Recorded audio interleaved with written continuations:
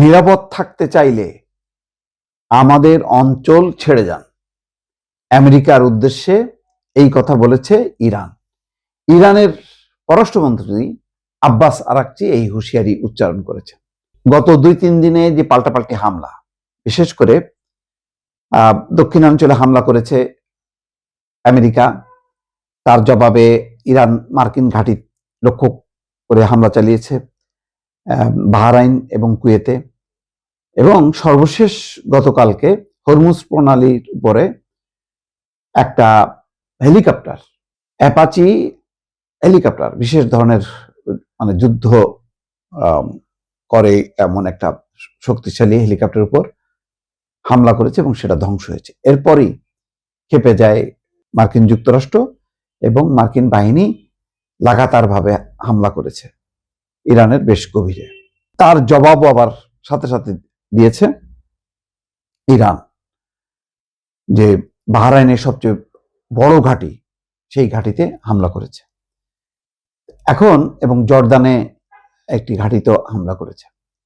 সেই প্রেক্ষিতে ইরানের পররাষ্ট্রমন্ত্রী আব্বাস আরাকচি যে কথাটি বলেছে যে পুরা মধ্যপ্রাচ্য বা উপসাগরীয় অঞ্চল থেকে আমেরিকাকে সরে যেতে বলছে, এবং বলছে যে মানে যুক্তরাষ্ট্রের পরাজয় সত্ত্বেও তারা ইরানের সক্ষমতা প্রমাণের একটা ভুল চেষ্টা তারা চালাচ্ছে।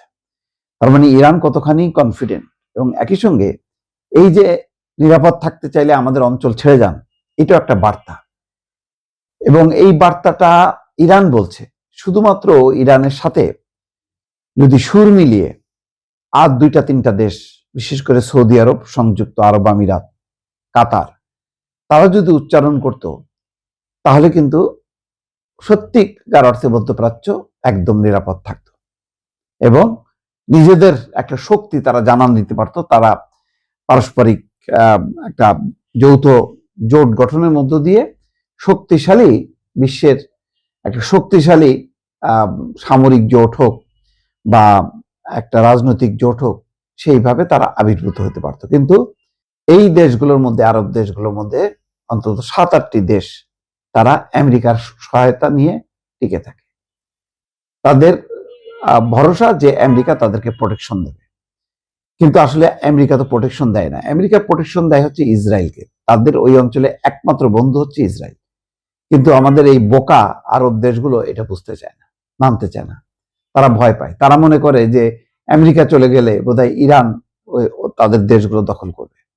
এই ধরনের তাদের মধ্যে ভুল বোঝাবুঝি এবং অবিশ্বাস ছড়ানোর এই কাজটা ইসরায়েল এবং আমেরিকা করে যাচ্ছে কয়েক দশক ধরে, যার কারণে আরব দেশগুলোর মধ্যে ঐক্য নাই।